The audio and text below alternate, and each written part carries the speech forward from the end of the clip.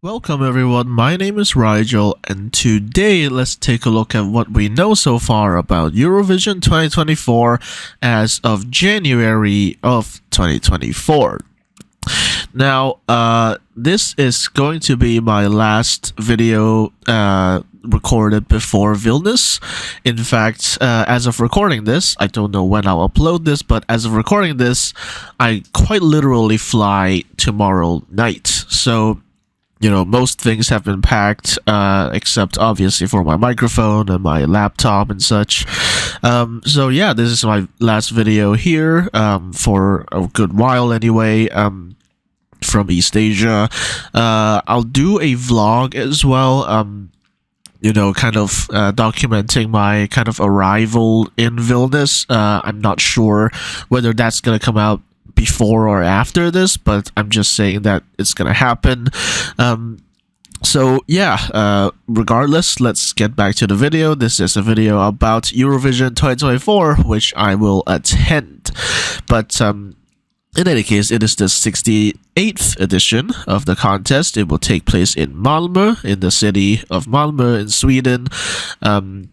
Because of course Sweden won last year, and you can see here the dates. It will be on the 7th, the 9th, and the 11th of May. Now, it also mentions here that this is actually the third edition to be held in Malmö, and you can also see that we will have at least 37 countries in the contest. Of course, we can also talk about the return of Luxembourg, but we will get to that later on. But right now, I mentioned at least 37 because Romania is somehow still in discussions regarding participation. And I'll get onto that later on. But yeah, let's take a look at the location as well. And you can also see here that the kind of slogan is United by Music, which is also the 2023 slogan. That's because they've decided that United by Music will be the permanent slogan of the contest. I've already kind of discussed how I think about this, so you can just check my previous videos if you're interested in what I think. In any case, let's take a look at the location.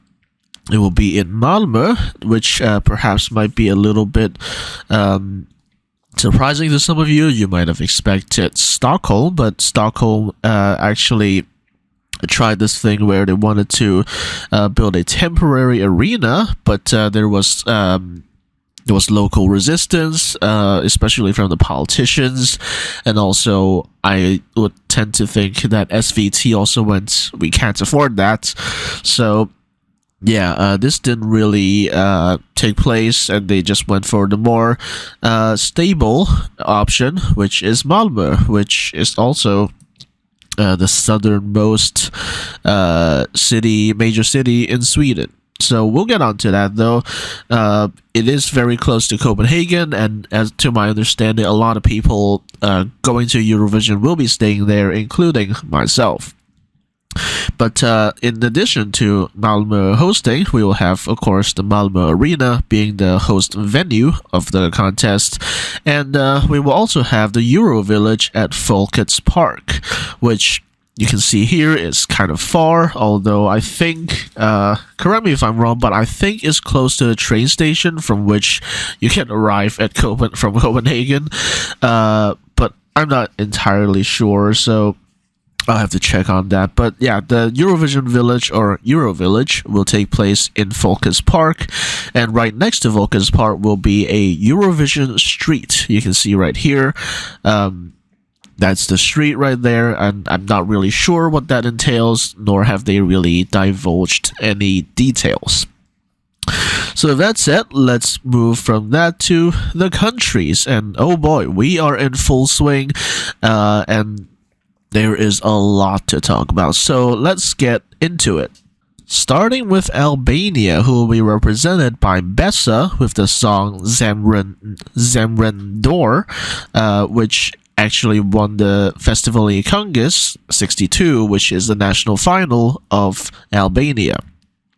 Now, there's a little bit of controversy surrounding this because prior to the festival, a lot of people were thinking that the festival had been rigged for Elsa Lila, who you might remember from Fix 61 as well. She sang a song called Evita.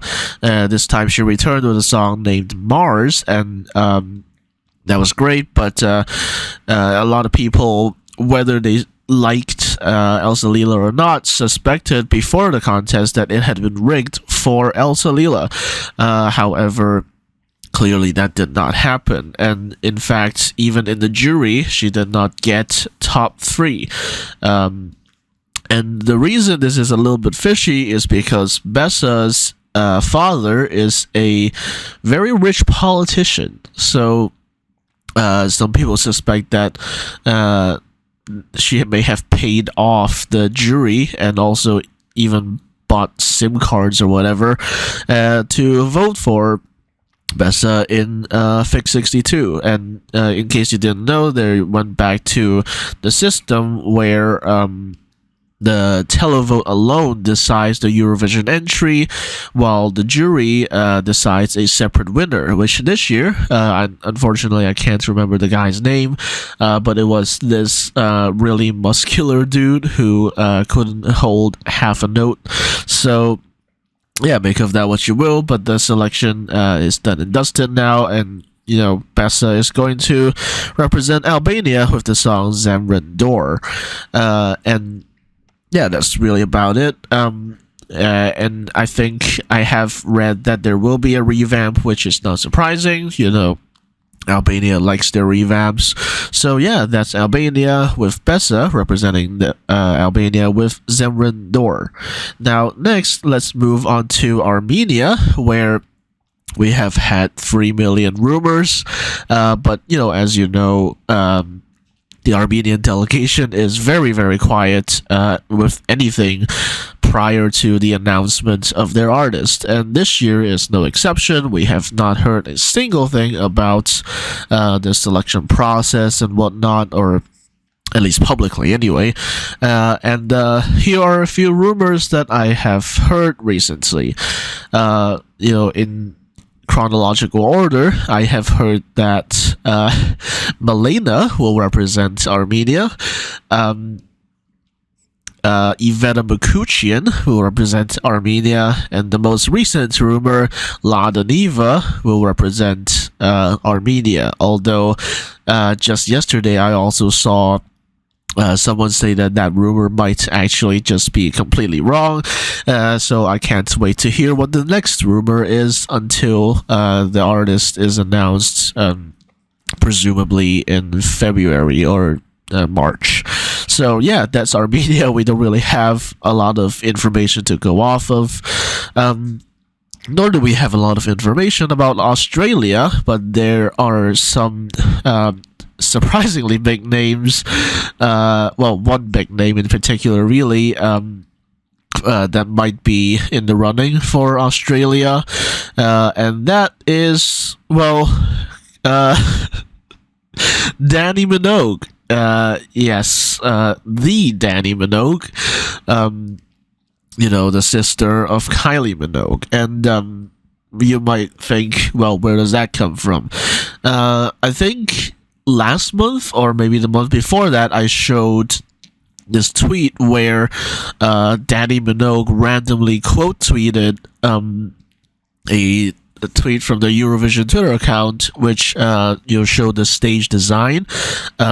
She tweeted something along the lines of "the stage is set, the countdown begins," or something like that, and everyone was wondering what that meant. Is Dannii Minogue gonna do Eurovision?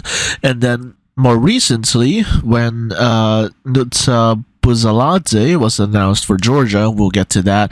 The Eurovision Twitter account tweeted, now that's the second Eurovision 2024 contestant to have duetted with Kylie Minogue. And then they tweeted, "Do you think there will be any more?" at Dannii Minogue. So maybe they know something we don't, and maybe Dannii Minogue will do Eurovision.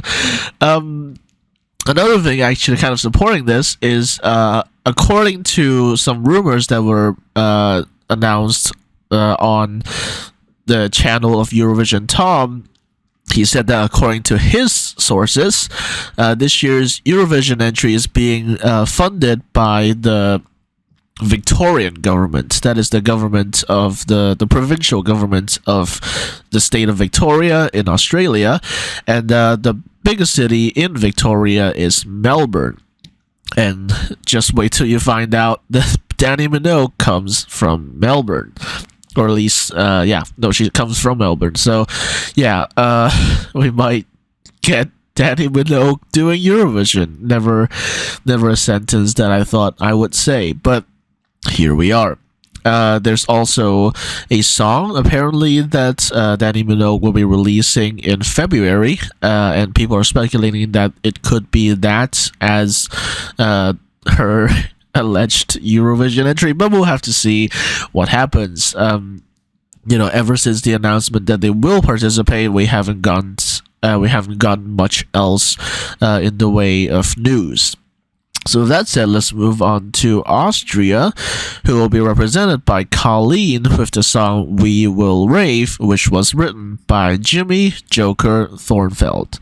Now, there's a lot of controversy around this. It's quieted out now, but something to note is that Colleen is actually the artist name of Mary Sophie Kreisel. And if you haven't heard of that name, that's not entirely surprising. But if you have, you might recognize her as the stand-in rehearsal for Fuego back in 2018. And she's also done a number of choreographies since then for Austria and other countries. I believe she actually staged Spain's Junior Eurovision 2023 entry. That's Senorita, of course, and I think she did that. And more recently, she has also done the choreography for the stage performance, at least, of Who the Hell is Edgar. So yeah, pretty connected. And the one thing that's kind of most suspicious is that she is the wife or girlfriend, or at least I think is wife, of Marvin Dietmann, who is kind of the resident stage director for Austria. So it feels a little bit suspicious, a little bit kind of a little bit fueled by nepotism, perhaps. But regardless, I do have slightly more information than some of you do out in the public. But according to my sources, We Will Rave is quite literally a Melfest reject, specifically a Melfest 2024 reject. But yeah, you can see Jimmy Joker Thornfeld, a very notorious name in Melody Festivalen, but he's come up with the song We Will Rave, and this isn't even the end of the whole thing, because the day after, actually just on the day that she was announced, an entire choreographed rehearsal of the song, and of course the song itself, leaked. Now I haven't seen it, and because I just haven't seen anything this whole season. But it is out there on Twitter. So just saying, I'm not gonna tell you to go watch it because I haven't either. So with that said, let's move on to Azerbaijan, who haven't had anything written here, but they have returned to an internal selection process, and one of the frontrunners is Aysel, who of course represented Azerbaijan back in 2018, I believe, and was their first non-qualifier. But this time she's back with a song that I think she wrote herself. It's in the Azerbaijani language, which is kind of cool. But I believe there's also 5 or 6 other candidates in the selection still ongoing, and we don't really know when it's going to be announced, other than soon. So with that said, let's move on to Belgium, who this year are being represented by Musti. Now, previously I said that there really wasn't much news, but now there is. Basically, there's been a call from Musti for people to join the choir. Basically, if you remember Iceland 2021, where they invited anyone to submit clips of them singing the song, well, basically Musti has done just that. And rest assured, I have submitted an entry. I don't know if we'll make it, but we'll have to see whether that happens. But the submission period closed a few days ago, and it was reported that more than 1,000 submissions had been received. So those, of course, will now be processed and added to the track, or at least the ones that work will be added to the track. And the song is expected to be released in February. According to some sources, mid-February. So we'll have to wait and see. So if that's it, let's move on to Croatia, where we will return to the national final Dora. And this year, there's pretty much, I would say, 2 front runners, or maybe just one. But the first front runner is Let Free. They are back with a song called Barbaroga, and recently they've been doing this kind of PR stunt where they claim that the song wasn't written by them, and it was written by AI or whatever, and was submitted to the Croatian broadcaster without their permission. But you can see from the skits and everything that they planned all of this. It's pretty clear that they did take part in the writing of the song. But actually, you might be surprised to find this, but Let Free actually are not the favorites. That title goes to the wonderfully named Baby Lasagna with the song Rim Tim Hagi Dim. I think that's the name of the song. And what's interesting about this is that actually initially they weren't even in the lineup. There were 24 in the lineup, I believe, and actually initially Baby Lasagna was just first on the reserves list, but however one artist called Zaza actually withdrew so that Baby Lasagna could participate. And actually to my understanding, they actually know each other and they're kind of friends and everything. So Zaza, who is actually, at least for Croatian standards, a pretty accomplished artist, basically she withdrew so that Baby Lasagna could participate with the song Rim Tim Tagi Dim, and it's a good thing that she did. No offense to her, her music is great, but this is because Baby Lasagna has rapidly become very, very popular in Croatia. Rim Tim Tagi Dim is, as of recording this, I believe still #1 in the charts in Croatia. So it is really, really huge, absolutely popular among the Croatian public. And frankly speaking, if Croatia don't select this, that will be absolutely unimaginable.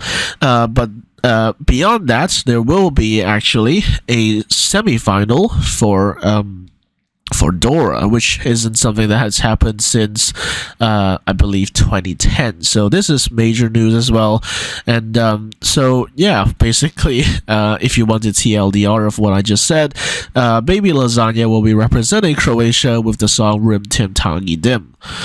So with that said, let's move on to Cyprus, who are being represented by Celia Capsis with the song Liar. Now, this is another one with its fair share of controversies as well. Not so much with Celia Capsis herself, but rather this song. But first off, let's talk about Celia Capsis. She is Australian, actually, of Cypriot descent. She is 16 years old, and that might be worrying, but she's actually already done a number of live performances, and she is very confident on stage, very much a dancer, if you will, and so she's probably going to be fine in terms of the performing part. But the song is where things get a little bit controversial.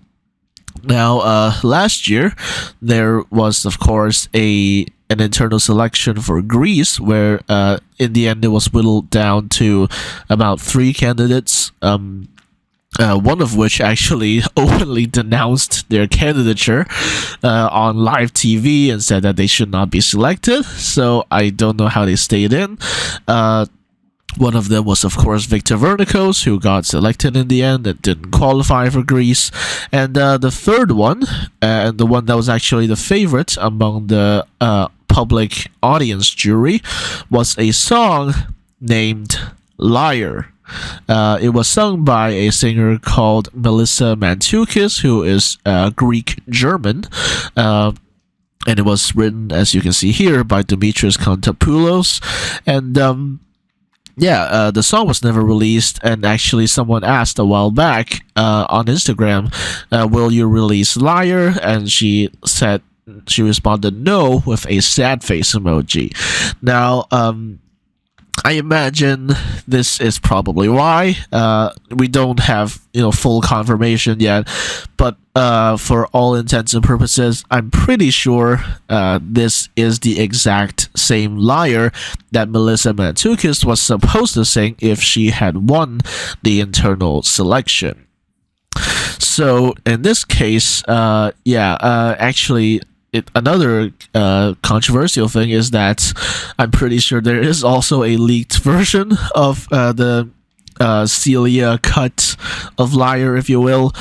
And so if you want to look for it, you can try. I can't remember if it's even tagged under the original title anymore. But yeah, I haven't heard it either. But for all I could understand, this is essentially the exact same song from Melissa Mantoukis, which was kind of essentially stolen from her and then repurposed for Cyprus, which is quite interesting because Cyprus historically does not work with the Dream Team as such. So that's it. Let's move on to Czechia, who are being represented by Aiko with the song Pedestal. Now, when this was selected, there was quite a bit of controversy. The song was agreed upon by many to be kind of the best in the selection, ESCZ. However, the live performance was a little bit of a train wreck. The audio mixing in the nightclub wasn't great, and also, in general, she was just getting out of breath from all of the choreo. So yeah, there was a bit of controversy. The performance, I would just say, wasn't great. If you're going to look at Pedestal, please just look at the music video and pretend there isn't a live performance, I would say. But nonetheless, it was selected in early December, and it will be representing Czechia in Malmö this year. In terms of recent updates, Aiko has said that the song is getting a revamp for multiple reasons. Well, she didn't specify those reasons, but one speculates that first off, the song actually is a little bit short. It's only 2 minutes 30 seconds, so there's a little bit of room there. And secondly, there's also a couple of swear words in the song, so I imagine those will have to be removed as well. So we don't really know when the revamped version is going to come out, but one presumes either this month or maybe next month. So with that said, let's move on to Denmark, which is actually a pretty good time to talk about Denmark because as of recording this, tomorrow we will get the names for DMGP, which is of course the Danish national final. Now this year, there seems to be quite a bit of buzz over Denmark, which is somewhat surprising. But nonetheless, the names are going to be announced tomorrow, assuming I can get this video up today. And according to Good Morning Denmark, which is a Eurovision fan site from Denmark, they predict that Rasmussen, Niklas Sona, Basim, Emily de Forest, Svea S, and C21 will be in the national final. Now that's quite a lot of familiar names, most notably, of course, Emily de Forest, who of course won the contest in Malmö, and maybe she's hoping to do that again, who knows. but also there's Niklas Sona, who I believe actually won the televote in DMGP last year, and also Basim, who was the host entry in Denmark 2014, and of course Rasmussen represented Denmark in 2018 as well, I believe. So yeah, a lot of familiar names, and no one knows for sure how accurate this is. However, what we do know for sure is that the hosts will be Stephanie Sarugu, I don't know how to pronounce it, and Sarah Bro. And the national final will take place in a concert hall in Copenhagen. So, yeah, stay tuned for tomorrow when the names for DMGP will be announced. The national final itself will take place on the 17th, as will a number of other national finals. For example, Estonia, they will be having a Stilal on the 17th as well, and actually just this previous Saturday, we had the semifinal, not a semifinal, the semifinal, because they cut down the semifinals from 2 to 1, allegedly to cut costs because it was expensive and such. So basically, out of 15 artists, 5 had to qualify.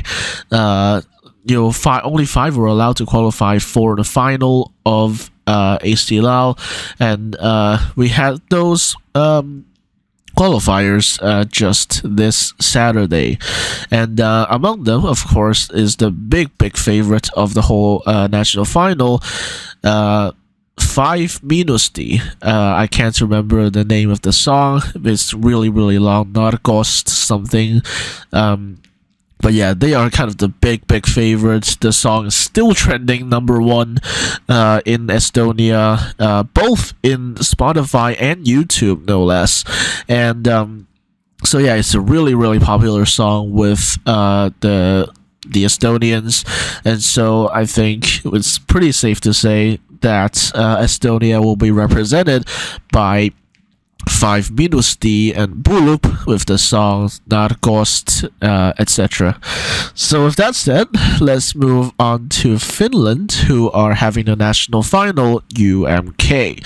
Now, as usual, they had 7 candidates, and they were announced earlier this month, and all the songs were also released over the course of 7 days.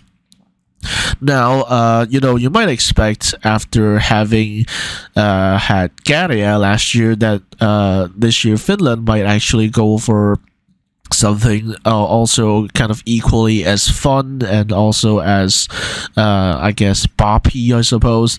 But no, they actually seem to have gone the exact opposite. Because the favorite in UMK right now, both with fans and also, actually, more importantly, with the Finnish public, is Paskana by Sarah Sipola. So, yeah, that's quite surprising, actually. I think last I checked, Paskana is second in the charts in Spotify in Finland, which is quite surprising because, again, like I mentioned, it's not a boppy song in the slightest. It's actually a very emotional ballad about basically losing someone that they love, and yeah, it's very surprising to see Finland go down such a route after having, had Käärijä last year. There's also some controversy with one of the other contestants, which is Mikael Gabriel, who actually in, I believe, 2018 got a tattoo of Vladimir Putin. He later covered it up, saying that he didn't know that Putin was not a peaceful man, which is strange enough in itself, but more recently, in December, he tweeted very openly being opposed to vaccination. So Yeah, a pretty strange figure at the very least. But the song itself, I've been told, also contains some rather right-wing and/or libertarian themes. I haven't listened to it myself, but the song is called Vox Populi, which means the voice of the people. So yeah, it's a little bit all controversial, but we do have some other contestants, of course. Cyan Kicks are back. You might recognize them from 2022. They're the rock band who sang the song Hurricane, and this time they are back. I can't remember the name of their song, unfortunately. But also we have Sex Main, I think that's how you pronounce it, who is one of the brothers of Isaac Sene, who also took part in UMK 2022. We also have names like CD Sabotage, Jesse Markin, and also another wonderfully named Windows 95 Man. So those are some of the names, but to my understanding, the kind of big favorite right now, both with fans and with the Finnish public, is Sara Sipola with the song Paskana. So, if that's it, let's move on to France, who are being represented by Slimane with the song Mon Amour. Now, there's really not much to say about this. The song was released all the way back in November now. However, since then we haven't had too many updates on like maybe how the song's going to be staged and whatnot, and it's just kind of really emotional ballad, kind of a pop ballad really, but still it's yeah, it really shows off Slimane's great voice, although personally I think the song kind of falters a little bit, but nonetheless Slimane is a really big artist in France. I think he's had like 4 #1 albums or something like that. And so this has generated quite a bit of buzz in France regarding Eurovision, and that's nice to see, of course. But other than that, we haven't really had many updates on Slimane or Mon Amour. It's hard to really give more news when you've already given all of your news. So yeah, with that said, let's move on to Georgia, who have internally selected the artist Nuta Buzalade, and she's actually a pretty big name for Georgia because last year she actually took part in I think America's Got Talent or something like that, and actually right there, like I mentioned earlier with Danny Minogue, she actually did a duet with Kylie Minogue. So yeah, she was very popular during that time, and Georgians were very proud of her and all that, and she has a very good voice. And actually before then she was already kind of linked with the Eurovision world, because back in 2017 she actually came second in the Georgia national final with the song White Horses Running or something like that. So yeah, even before then she's also been on various talent shows with different Eurovision names. I think one year she was on The Voice Turkey with Hadiz as her coach, and yeah, so Nuta Buzalade is actually a pretty big name, pretty big voice, but we don't have a song yet because they actually opened submissions for Nuta Buzalade's song, which is quite interesting because usually she writes her own songs, of course. But this time they've actually opened submissions kind of similar to what Greece has done, which we'll get to in a minute. But yeah, the submissions are still open, and I believe they close in early February. So we'll have to see what happens. But in terms of the genre, she has already said in an interview that she's looking for something dancey. And if appropriate, she might try to add some Georgian ethnic elements in there as well, so that will be something to look forward to. So with that said, let's move on to Germany, where we'll be having the national final, Das Deutsche Finale. Now, we know that Germany loves a wild card. So this year, after they removed the TikTok wild card, they've introduced a whole new wild card, which is called Ich will zum ESC, or I want to go to Eurovision in German. Now, this is a whole separate selection show, which will start broadcasting actually in the next couple of days, I believe. And basically, they've selected mostly a bunch of randomers, and they will basically go through a number of challenges, including, yes, a lip sync challenge to basically win the selection and then enter the selection that is das Deutsche Finale, which, as you can see here, will take place on the 16th. That is to say, it will be on a Friday night rather than on a Saturday, because that's what Germany does sometimes. So yeah, there will be a selection for a selection. And in terms of the main selection, however, a couple of days ago, we got the names of Das Deutsche Finale minus the actual wild card. And obviously, Germany loves their wild card, so people are thinking the wild card might just win anyway, but we'll have to see.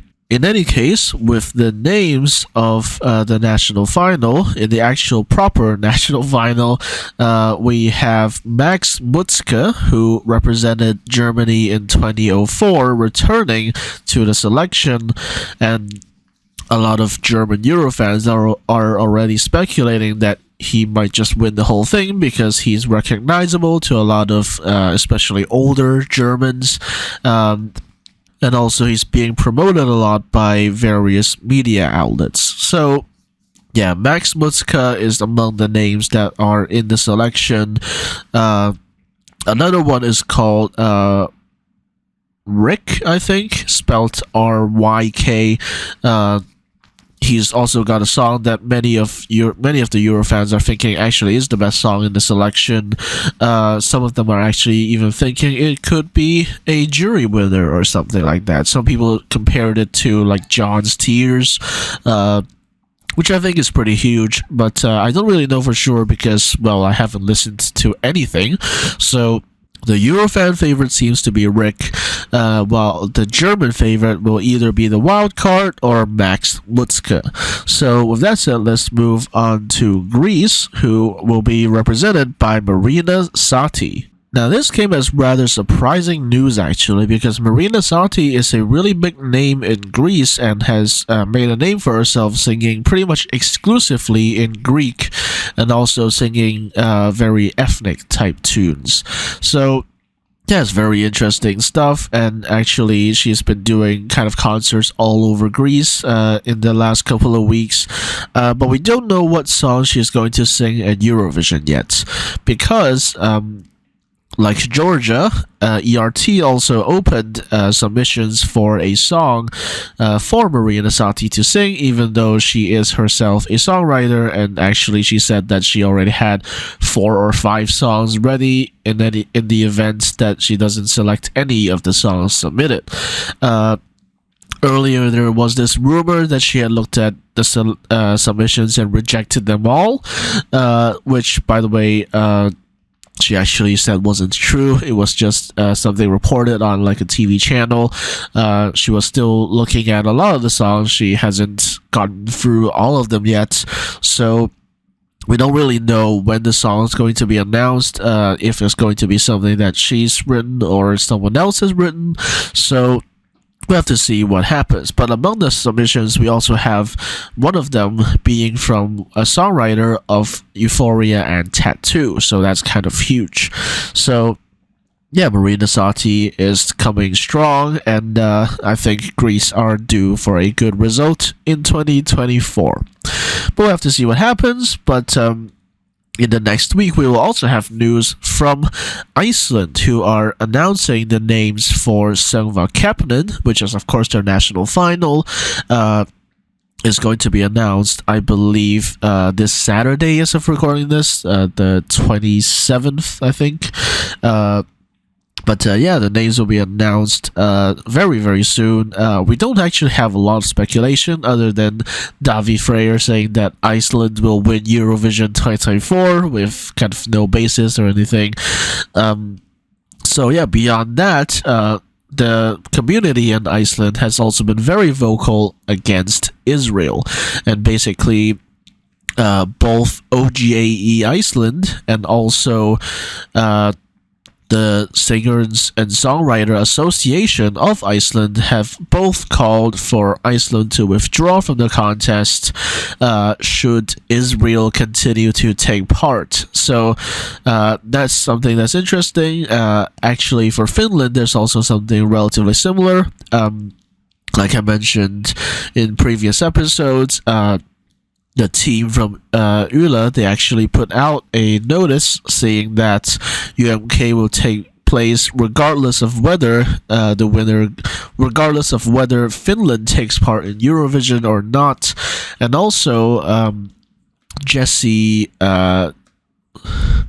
Markin from the contestants also said that if he won UMK, he would not go to Eurovision if Israel were still in.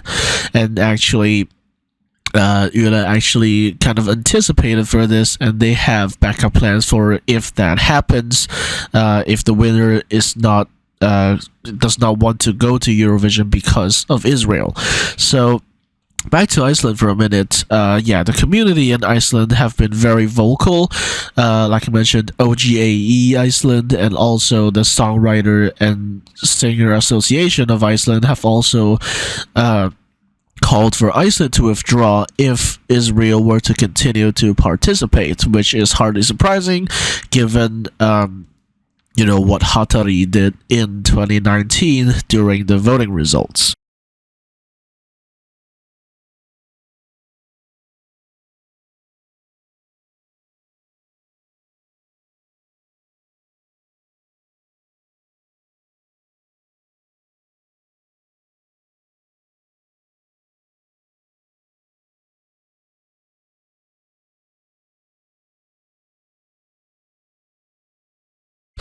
So that's it. Let's move on to Ireland, who have a surprisingly strong national final. I know that sounds surprising. Like, you know, to quote one Twitter user that I saw earlier, she wrote and I quote, I saw people saying that Ukraine slayed. I think that's normal. I move on. I see people say that Ireland slayed. I stop and blink. And yeah, basically that's kind of the idea.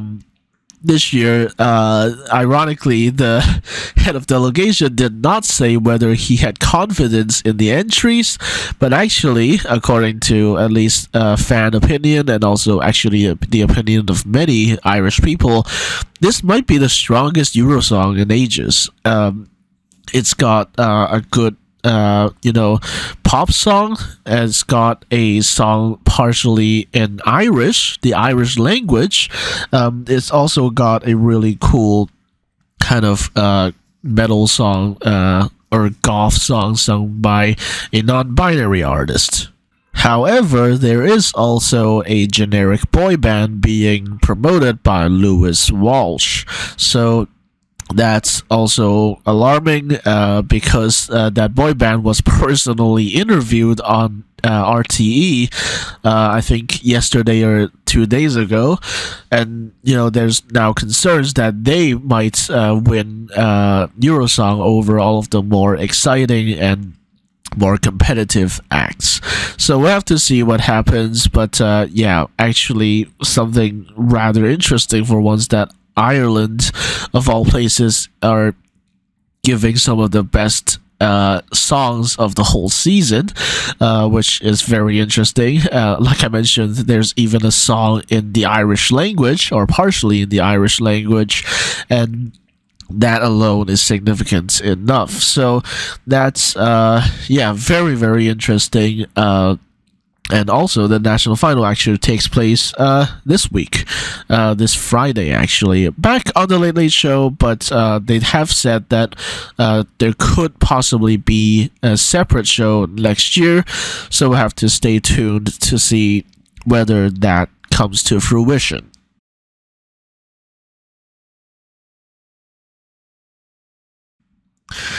So if that's it, let's move on to Israel, who have returned to the national final Rising Star, but this time, instead of selecting both the artist and the song, as they did, I believe, with Eden Eleni back in 2020, they did that, but this time it's only going to be the singer. Basically, it's kind of like an audition show, and this year, there's been several front runners, one of which actually died in combat. So I actually wrote a little bit about that. I believe the guy's name is called. Shaoli Greenglick or something like that. It's something weird. But yeah, it was reported that he actually died in combat, and he was actually one of the front runners to win the selection. So yeah, there's that. But there's also more recent news on their potential song, which basically they have invited songwriters to send in songs. And the submissions will close in, I believe, the 11th of February. And basically, the song must partly be in Hebrew. So, yeah, that's about as much as I'm willing to report on. But you can see here, the song will be announced in March, and it will be selected by an internal committee, of course.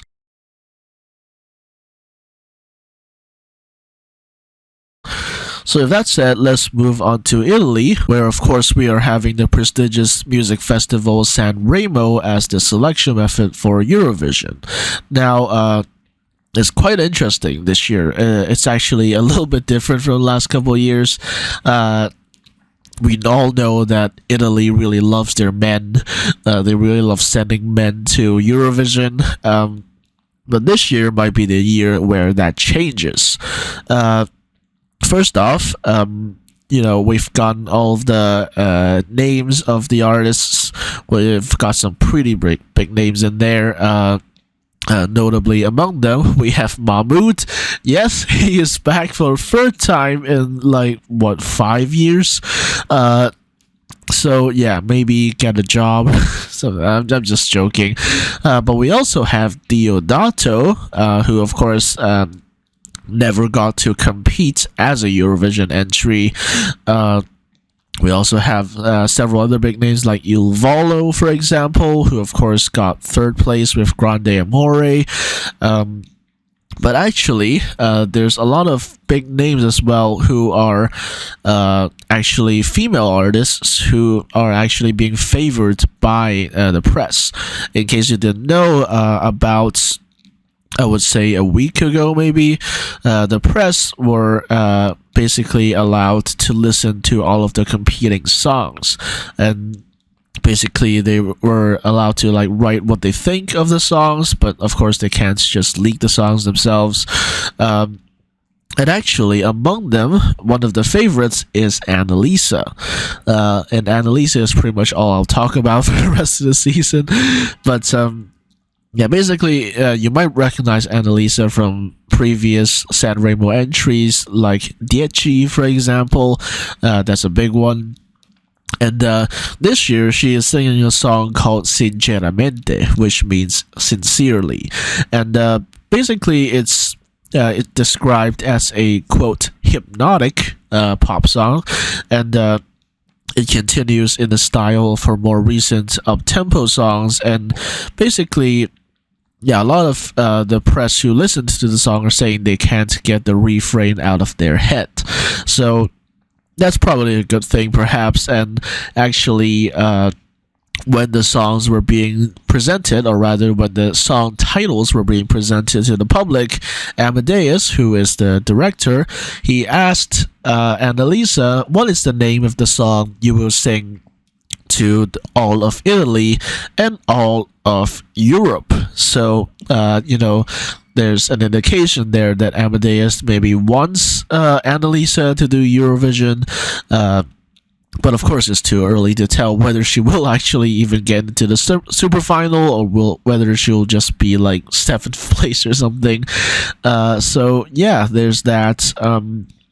But for once, actually, a very historic moment for the bookmakers, as for the first time in perhaps ages, we had a top 3.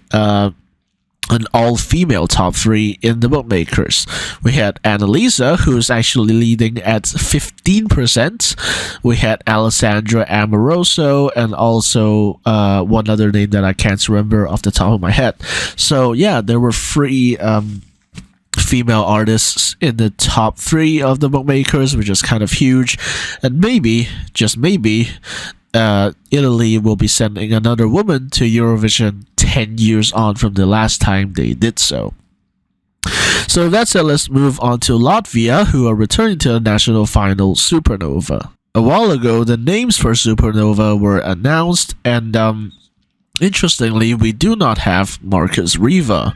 You might remember Marcus Riva as being the name who has been in the national final for like 11 years at this point, or at least 8 or so, which is insane, but he has never won the national final, and this year he wasn't even selected, even though fans think that his song actually was one of the best of his previous submissions. So yeah, no Marcus Riva, but one name that we do have is Dons, spelled D-O-N-S. Now, I'm pointing this out pretty much because he is going to win the national final. I saw, because I'm actually in the group chat for the Southern Lights group chat, actually, I'm in, and basically, there's a few kind of Latvian locals there, and according to them, they have kind of already in their mind internally selected Dons to represent Latvia. According to various kind of fan polls or opinion polls of Latvian locals, pretty much everyone thinks that Dons has the best song and will probably go to Eurovision. And in some posts, I've even seen Latvian locals going, Dons, good luck in Sweden. So yeah, there are others, like I think the lead singer of Triana Park came back with a pretty bad song, at least from what I've heard. But yeah, the main name that we're thinking of here is Dons with the song Hollow. So basically, like I mentioned with some other countries, Latvia will be represented by Dons with the song Hollow in Eurovision 2024. So that said, let's move on to Lithuania, who are actually rebranding their national final. Previously, of course, it was called Pabandom iš naujo, and now it's called Eurovizija.lt, which is interesting, I suppose. And if you go to that website, by the way, it just brings you to a site that introduces the national final. And basically, it's the same format but worse. It's even more cutthroat than the previous semifinals. The semifinals, I believe, out of 8, only 2 will qualify, and there's like 4 or 5 heats total. So yeah, very, very cutthroat, but also very large number of contestants. But right now, there's 2 names that are probably very likely to win this election. The first one is The Roop, who yes, have returned to the national final, this time with a song called Simple Joy, I think. And they haven't performed their song yet, so we don't really know what the performance is going to be like. I think it's going to be one of the last 2 heats. And the other front runner is Sylvester Belt with the song Look Delk, which means wait a little bit. And yes, actually got really popular in Lithuania. It stayed at number 1 for a number of days. And so, yeah, it's very popular among Lithuanians. It's a song in the Lithuanian language, you know, and it's Lietuvių kalba, if you will. But yeah, it's very popular among Lithuanians. Personally, I've been learning how to sing it myself. But yeah, in case you forgot, I'm going to Lithuania. So yeah, I will be going to the national final, or the final of the national final, which will be on the 17th. And it will actually not take place in Vilnius. It will take place in Klaipėda, which is a city on the coast of Lithuania. And so basically, in the next couple of days, I'll be looking for like train tickets and such. So yeah, Lithuania, the current front runner of the songs that have been performed is Luktelk, sung by Sylvester Belt. And yeah, that's Lithuania. We also have some other returning names. However, some of them didn't really do so well, like Andrius Bojavis, who I think was one of the representatives in the early 2010s, but this time he got pretty much just flat out last place in the semifinals. So yeah, he didn't do so well. But yeah, the favorite right now, I would say, is Sylvester Belt. So with that said, let's move on to Luxembourg, who are having their national final this Saturday. Now, in case you missed the news, yes, Luxembourg is returning to Eurovision after 30 years of having not taken part. Now, this year they started a national final called Luxembourg Song Contest, which is hardly creative, but they did stress that they want singers that actually come from Luxembourg. And for the most part, they've done that. All of the singers themselves actually come from Luxembourg, but that's it. The national final has been widely criticized for basically having none of the singers write their own songs, with the exception of Edsun. Edsun is one of the names who have written their own songs. And actually another artist, which was Child. I've hyped up Child for months, only for him to receive a song that was written by Thomas Gerson.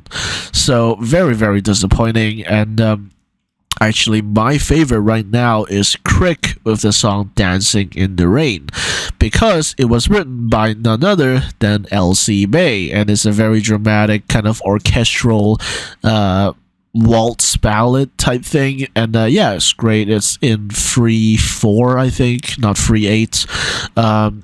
So yeah, I think it's a really impactful entry, although I don't think it's as good as Elsie Bay's actual MGP entries. But this was written with the same person who also did Love You in a Dream, so one assumes that this was a reject from there.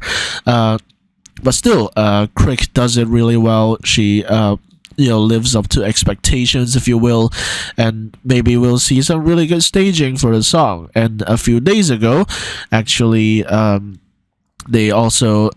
also announced the hosts for the national final, which I can't remember right now, but I will add to the blog post soon enough. And yeah, the national final will be taking place this Saturday. So depending on when I upload this, the national final may have already ended.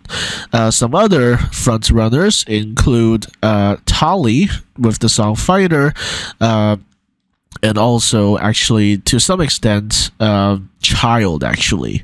I wanted to get a ticket to it, but also at the same time Luxembourg is kind of expensive, and also back when the tickets were first sold, it was basically the day before my last exam, and I was thinking maybe I'll get a ticket when I come back from my exam, and I come back and what do you know, they were sold out. So yeah, I'm probably not going to Luxembourg unless I somehow randomly win one of those giveaways, but I probably won't. So yeah, I won't be in Luxembourg, which is a little bit of a shame, but the songs honestly aren't amazing, as it were.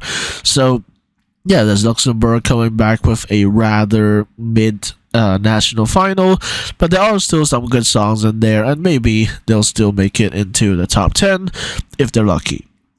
So with that said, let's move on to Malta, who are having the national final MESC. The final of the national final will be on the 3rd of February, but before then there will be, and I quote, a week of MESC. Basically, the first 3 days will be kind of interviews with the finalists, and then they'll be playing the music videos and then the live performances. So yeah, it will be on the 3rd, and there's some pretty familiar names in the selection. We have Matt Black, who, according to bookmakers, is the kind of front runner. But you also have names like Denise, for example, and also Ryan Hilly. So those are also some of the names that could win, but we'll have to see what happens. After that, we have Moldova, who are returning to the national final Etapa Națională. And this year, originally we would have had Ali on the Moon return. However, she has withdrawn along with some singer that she was duetting with. So no Ali on the Moon this year, unfortunately. But we do have some other names like Valeria Pasha, who was actually one of the backing singers of Pasha Parfeni last year. But we also have some other names. I think one of the front runners right now is Natalia Barbu. So there's that. There's also Nicoletta Sava and also some other names that haven't necessarily gone to Eurovision, but they are relatively familiar to anyone who follows Moldova. So that's Moldova. I don't really have much else to say about them. The national final takes place on the 17th. The auditions have already taken place, which is why we have the finalists. So yeah, you can listen to the 10 finalists if you're interested. So with that said, let's move on to the Netherlands, who are being represented by Joost Klein. We don't know the name of his song yet, but we do know that the song will be entirely in Dutch. And basically, if you don't know Joost Klein, he's a relatively big name in the Netherlands. This does definitely break in tradition with regards to the Netherlands at Eurovision, because one, they don't like to sing in Dutch in general, and two, they don't like to sing fast or otherwise upbeat songs. But this is both of those. Joost Klein is known for making kind of fun boppy songs as well, and so that's kind of what's expected of him, and he is kind of planning to deliver on that. And the song itself, as you can see here, will be released in March, so we will have to wait a little bit more. However, yeah, Joost Klein will be representing the Netherlands in Eurovision 2024, and also they changed their head of delegation, and now it's actually the person who, in the last 3 years or so, was responsible for the entire show's running order. So yeah, they've changed their committee up. However, they didn't really go for a live national final, as it were. They still went with the internal selection, and we'll have to see how that turns out. So with that said, let's move on to Norway, who are, of course, returning to the national final MGP or MGP. And basically this year, we've got a number of returning names, including Yes Kino and also Margaret Berger, who you might remember saying "I Feed You My Love" back in the 2010s for Norway. This time she is back with a song named Oblivion, while Kino are back with a song called Dam Digida, I think. But actually, perhaps surprisingly, neither of those two are the front runner. The front runner, and I'm going to gush about them all season if they win MGP, are Kota, which is a band who has been around for 2 decades. But they finally decided to go for MGP with a song named Ulveham, which is basically referencing an old fairy tale or an old folklore of Norway, and basically it's about a young girl trying to escape from an evil step family. So that already kind of sounds cool on its own, but the performance just brings it up to a whole new level. The vocals were really really good. The ambiance in the whole thing was insane. The lighting, the fog and everything, and also of course the instruments. It's actually kind of like folk mixed with rock, which is really really cool.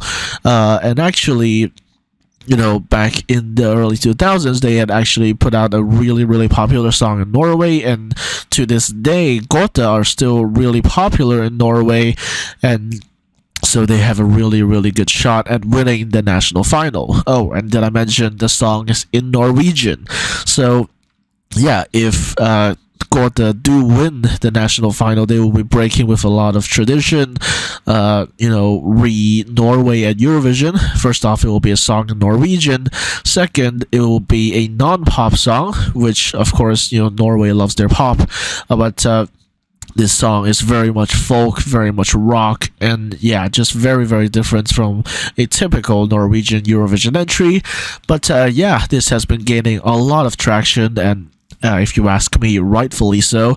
And right now, they're actually on 52% chance of winning MGP, which is insane. So we'll have to see what Kaino will bring, because they are in the next and last heat this Saturday. But other than them, I don't think anyone can beat Gotha. So with that said, that's Norway. They will be represented either by Gotha or Kaino, if you ask me. And like Eurovision Tom said, Norway haven't broken into the top 3 in the last 10 years, and this just might be the entry to do that. This, of course, being Gotha, not Kaino. So with that said, let's move on to Poland, who are having an internal selection. This is perhaps surprising, because usually they have that selection with the very long name, to be a serce Europy, wybieramy hit na Eurowizję. But this year, because the government of Poland has changed, they've changed from the kind of Eurosceptic, hardline, ultra-nationalist government to basically a much more pro-EU government led by Donald Tusk. And with a major change in government comes a major change in the national broadcaster. So they've wanted to break with the previous tradition, and so they're not going to have Dubie Serce Europej wybieramy hit na Eurowizję. And basically, I think there are 2 front runners in the national final, or rather the internal selection.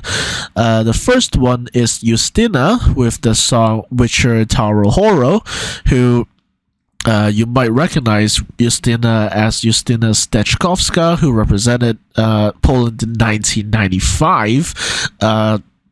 Since then, she's been still actively making music, and most recently, she came out with an epic number named Witcher Tower Horo, and in fact performed it at the New Year's Eve concert hosted by the old TVP. So is this necessarily detrimental? I don't think so, because Justyna is actually pretty openly anti the old nationalist party. So this should be fine, and she has submitted the song from what I've heard. But one other front runner is Luna with the song The Tower. Now, I haven't heard it, but there's been a lot of buzz around Luna as well. So we'll have to see what happens. I think those 2 are probably the most likely candidates for Poland in 2024. Either Justyna with Witcher Tower Horo, or Luna with the song The Tower. So we'll have to see what happens there. We don't know the announcement dates or anything like that. But what we do know is that the new head of delegation for Poland at Eurovision is now also the head of delegation for Junior Eurovision. That is to say, the junior head of delegation has now become also the adult head of delegation. So That's interesting. And we'll now move on to Portugal, who are returning to the national final Festival da Canção. With Festival da Canção, as usual, we will have two semifinals and a final, which will take place on the 9th of March.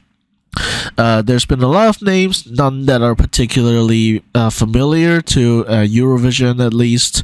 However, there are some front runners, unfortunately, which I cannot remember as of recording this.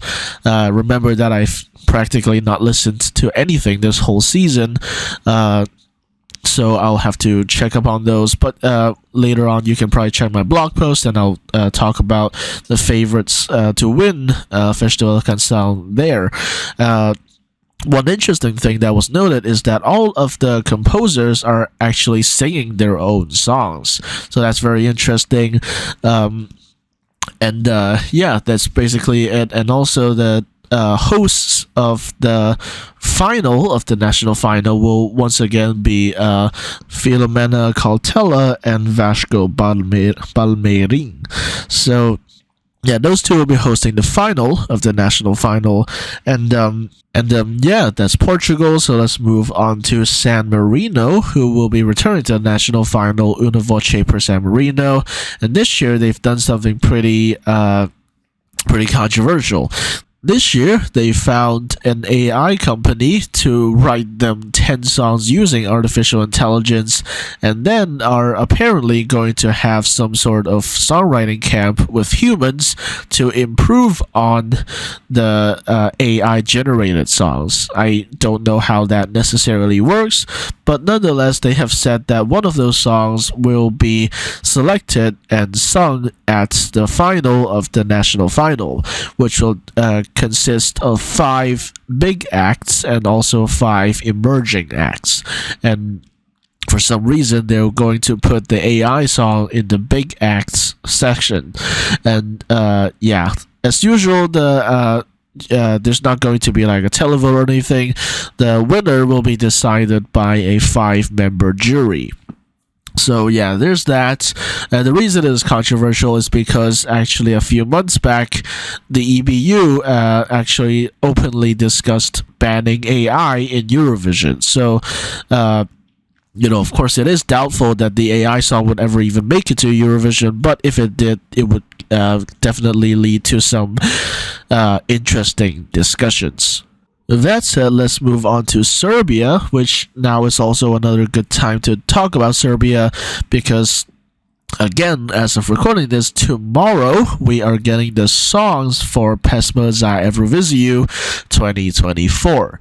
Now, the names were revealed earlier, and they included names like Filip Balos, Zena, Constracta, Zorya, and several others as well, and also Teodora, which is also a pretty big name in Serbia. So the song titles and the names participating in the national final were revealed earlier, and tomorrow all of the songs will be released. So we'll have to see what happens, whether Constracta will once again return to Eurovision, and we'll have to see what happens there.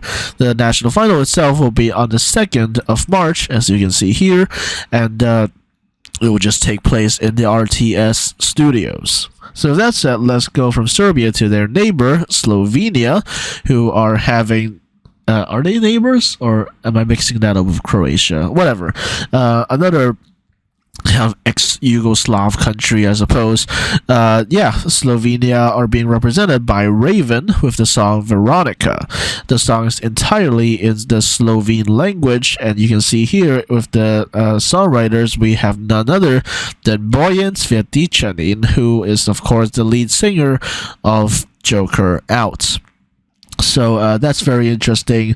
The song is about, again, Slovenian folklore, a story about some duchess or princess or something like that who gets accused of witchcraft. So that's very interesting. I haven't listened to the song myself, but I'm hearing that it is good. So with that said, let's move on to Spain, who are having their national final, Benidorm Fest. Benidorm Fest will have two semifinals and a final on the 3rd of February. Now, this edition has been rather controversial. First off, there's a perception that the songs just aren't as strong as the last 2 years.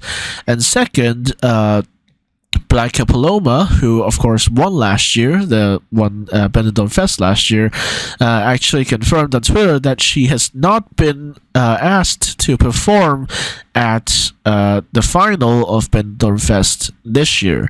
So that's going to be rather strange. I don't know why they do that. I think they actually did have that happen the year before then. Don't quote me on that though. But yeah, the Spanish delegation has also changed. Eva Mora, who was put in the post of head of delegation a few years ago, was also removed and replaced with just the old head of delegation from 2019 and whatnot. And so there's this perception that there's been a kind of falling out among them. And in terms of the songs, which of course is what you actually want to hear, no one really cares about head of delegation drama. In terms of the songs, there's been a number of favorites actually. One of them is Sofia Call with Here to Stay. There's also Almagor with Brios de Platino. Maria Pelae with Remitente, and also Nebulosa with Sora, which is very interesting because Nebulosa was in the San Marino national final, I think last year or the year before then, and was not in the final of the national final. So for the first time ever, we can say Nebulosa was a San Marino reject. But their fortunes in Spain are much better because the song has actually gone viral, and I think just 1 or 2 days ago, the music video hit 1 million views, which was actually the first among the entries to do so. So that's kind of huge. So I think those are the kind of big favorites.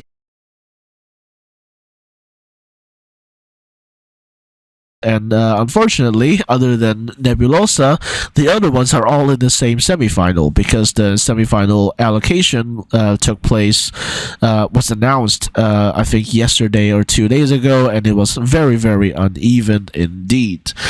They've also announced the jury panel for Benidorm Fest, and in the international jury, we have names like Lee Smithers, who is the UK head of delegation, and also David Sarunian, who is the Armenian head of delegation, among others.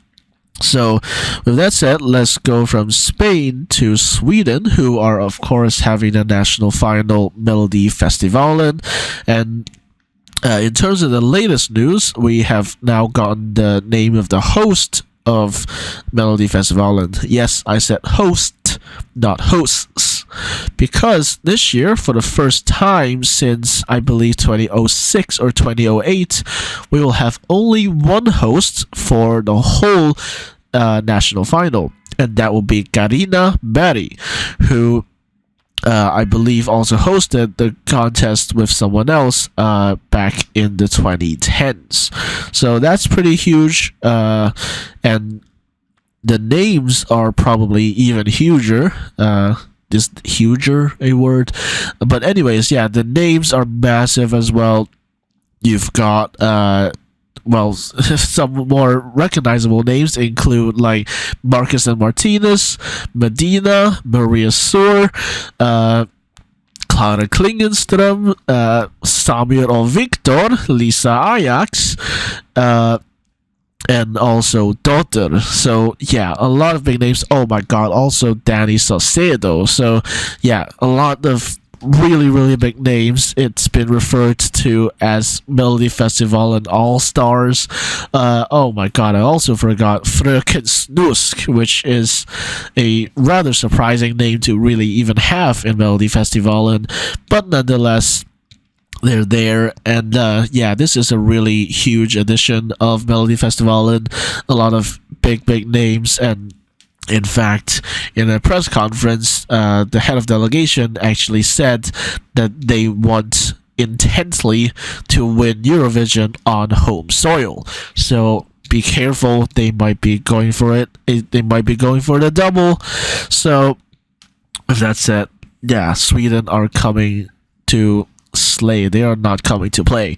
With that said, let's move on to Switzerland, where the only news we have actually gotten in the past couple weeks and months is that the song is not a male ballad, and that's about it. The song is going to be released in March as usual. I think the name as well will also be announced in March as usual.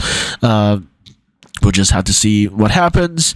It might be a song from the Suiza songwriting camp, which Taya from Taya and Zelina attended a couple months ago, and that might be the one that has now been selected, but we don't know that for sure. So that said, let's move on to Ukraine, who are returning to the national final with beer, of course. And this year, among the names, I think the big favorite is Aliona and Jerry Hale. That's a duet, by the way, who are singing the song Teresa and Maria, which is very interesting. I haven't heard the song myself, but for the little snippets that I've heard, it's kind of operatic, it's very dramatic and stuff like that. And it's actually kind of a really big favorite right now in Ukraine. It only took a few days to become one of the most viewed videos on the Suspilne YouTube channel. So, and that wasn't even with a performance, it's just the audio. So it's really popular in Ukraine, and I think it's pretty safe to say that they will in fact win the selection, of course pending any interesting voting patterns in the jury, of which the jury members were also announced yesterday, I think. Among them, we have one name that I don't really know, but the other two are Jamala and also the person who plays Verka Serduchka. So that's pretty cool. But yeah, the big favorite seems to be Aliona and Jerry Hale with the song Teresa and Maria. So with that said, let's move on to the UK, who have announced that Ollie Alexander will be representing them at Eurovision 2024. He's a really big name. His old band, Years and Years, had actually gotten a number of #1 hits in the UK, which is why even locals are talking about this, because this is huge. He is a huge name. But now he's decided that he's going to be making music and also representing the UK at Eurovision through his own name. But this isn't the first time he's expressed interest. In fact, the last time he did was 2022, when it was actually widely reported that Ollie Alexander and Years had been rejected in favor of Sam Ryder. So, he must be good and all that. So this year, Ollie Alexander has finally been selected as the UK entry, and in terms of the genre of the song, he has said that it will be something you can dance to. It won't be a ballad. I think somewhere else he also said that it will have like 80s influences, and the name's also pretty huge. You can see Daniel Horrell here. He usually goes by Danny L. Horrell, and most recently, he's co-written, among other things, the song Houdini for Dua Lipa. He's also written for other big names like Charlie XCX and Caroline Polachek. So very big songwriter there. And yeah, so I think we can be assured that this will be a very strong pop anthem indeed. And in fact, for quite a few weeks now, the UK has topped the bookmakers, which is hardly surprising because most of the people placing bets are in fact from the UK. But still, this is something that you wouldn't have imagined just a few years ago. So very big. We don't really know when the song's going to come out yet. One presumes March or maybe late February, but people have looked at the hints and deduced to some extent that the song might be called Dizzy or something like that. So that's the UK, and that's for now all of the confirmed participating countries. Because of course we have Romania. You can see here they actually said more recently that the deadline was extended to the end of January, the end of this month, of course, and basically they will be voting on it on the 25th, which I believe is in 2 days. So we'll have to see what happens there. But next year could be a big year for Eurovision as well, because there is a possibility that all of Andorra, Monaco, and Slovakia could return to the contest, pending, of course, budget restraints, and also Montenegro. So a lot of possible returns. So 2025 could be huge. We'll have to see what happens, though.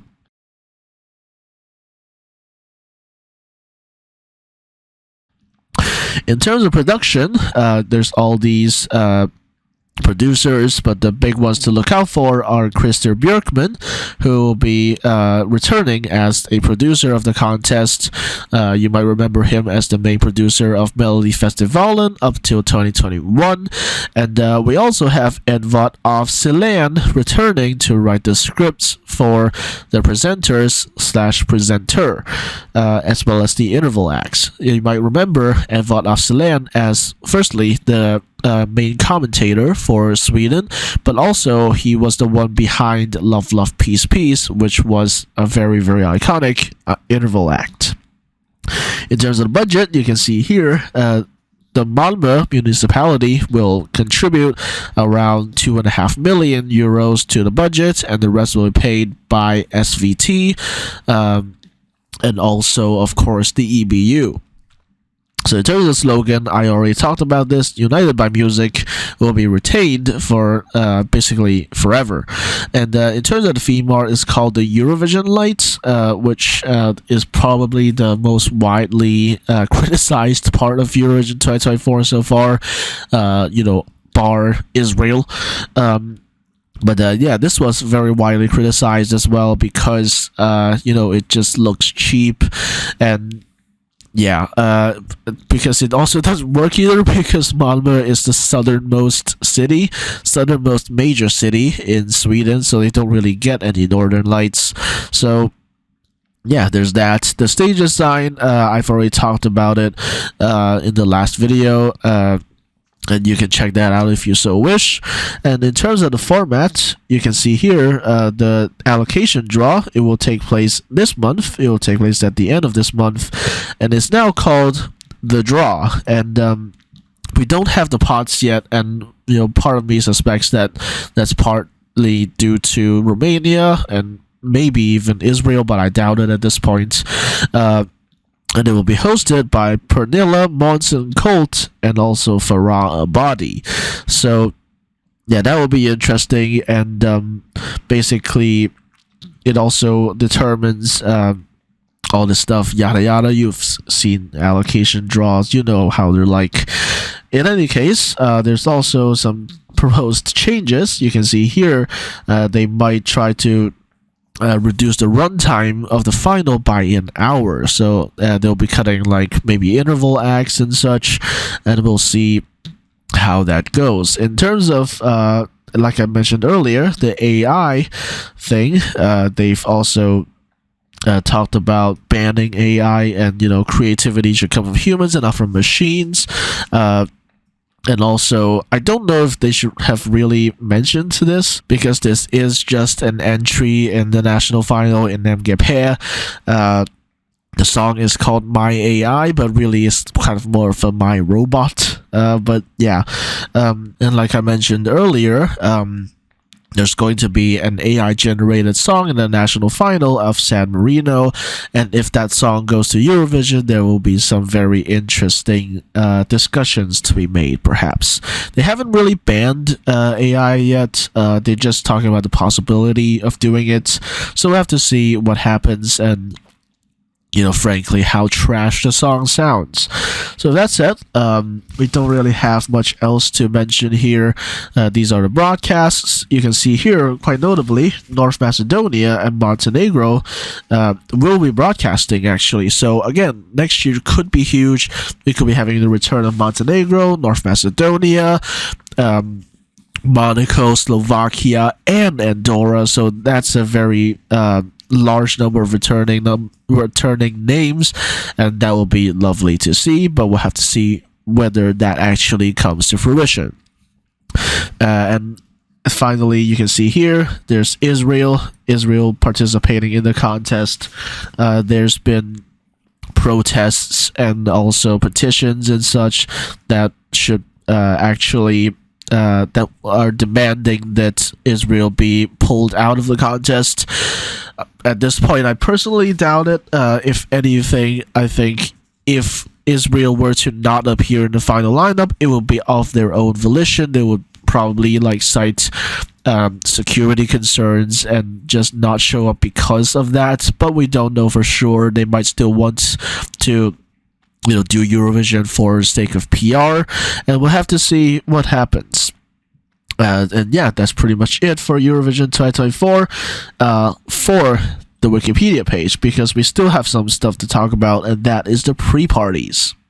So you can see here, this is my blog post, actually, link in the description, but these are the pre-parties that we've got so far. We've got a pre-party ES, which will be in Madrid. We have an as yet unnamed pre-party for Greece, which will be in Athens. We have the Barcelona Eurovision party in Barcelona, of course. We will have the London Eurovision party in London again, but this year I think people have noted that the tickets are outrageously expensive, so just keep that in mind. There will be Israel calling in Tel Aviv, which no comment, and we will also have Eurovision in concert in Amsterdam. So you have all these names like Aiko, Bessa, Joost Klein, Raven, and then we will also have, literally a day afterwards, the Nordic Eurovision party in Stockholm, which will, interestingly, have rotating host cities. So this year it will be in Stockholm, and the next year it might be somewhere in Norway or Denmark and stuff. So speaking of Denmark, though, we will also have the Malmö-Hagen, or the Copenhagen Eurovision party, which will be in Copenhagen, and yeah, there's been a number of confirmed names, and for some reason, fans can actually vote for which acts will appear at the pre-party, which is a little bit confusing, but yeah, it will take place basically a couple of days before the first semi-final, instead of actually being in April or March, for instance. So yeah, those are the pre-parties, and personally, I will be going to Barcelona and Amsterdam. So I originally kind of wanted to go to this, but then I realized I won't be arriving in Copenhagen until the 5th. So yeah, that's kind of out of the question for me, but I will be at Eurovision in concert and the Barcelona Eurovision party, so maybe say hi if you're interested. Now, it's not written here on the wiki page, but there are some rumors and stories going around about the host or hosts and the interval acts. Now, first off, let's go with the hosts or host. We don't really know. Sweden loves to have someone solo their hosting duties, and this year it might be a presenter by the name of Gina Dirawi, or that's how we'd say it in English. In Swedish, Gina is pronounced Huina. So Huina Dirawi is a Swedish presenter of Palestinian descent, and she's a very experienced presenter, and I think I already talked about this last month, but basically there was this talk show which Huina Dirawi was invited to, and basically she was asked about Eurovision 2024, and basically she tried to avoid answering the question of hosting Eurovision 2024, and then later told the live studio audience to keep their mouths shut about it as well. So there's strong indications that she might at the very least be in the running to host Eurovision 2024. But other than that, we haven't gotten much else. We do know for sure that Mons, you might remember Mons, Heroes, and of course he was also one of the hosts the year afterwards. He did say recently when he was asked that he did not get any invitation from SVT, so we're probably not going to get Mons, but we might get Huina Durawi. Now, in terms of interval acts, the first two that you might think of are ABBA and Loreen, which makes sense. You know, it is the 50th anniversary of ABBA winning Eurovision, and also it's natural to have a kind of Loreen songbook or something like that to kind of celebrate her Melfest entries, or you know, her more recent albums and music and such. So those make sense. But another possibility is Zara Larsson. So, you know, as you might have already inferred at this point, Zara Larsson is Swedish, although she is quite dismissive of the possibility of taking part in Melodifestivalen, for example, but she says that she does want to take part in Eurovision as an interval act, for example. However, this is interesting news that just came out a few days ago. She says that she hasn't gotten any invitation or offer from SVT to perform at Eurovision 2024, despite the fact that I've been following this news for a while, and they've been negotiating since July. So Zara Larsson's management has been in talks with SVT since July, and just a few days ago, Zara Larsson said in an interview that she hasn't gotten an offer from SVT, so we might not get Zara Larsson at Eurovision 2024, but we'll have to wait and see what happens with that. So, with that said, that is what we know so far about Eurovision 2024 as of January. Like I mentioned, a lot of stuff is coming. I might want to reboot my weekly review series as well. And of course, like I mentioned in the previous video, I'm also going to some of the national finals like Lithuania, like Sweden, like Finland as well. So we'll have to see what happens in terms of my video schedules. I'll also do some vlogs. I'll have to try to figure that out. Like I mentioned, I have a Cavalier microphone, but I'll have to figure out how to use it, how to kind of pace out the whole vlog and stuff like that. So we'll have to see how that goes. But in the meantime, if you enjoyed this video and my commentary, please hit that like button, subscribe to the channel so you don't miss my upcoming content, including my arrival vlog in Vilnius, and I'll see you next time.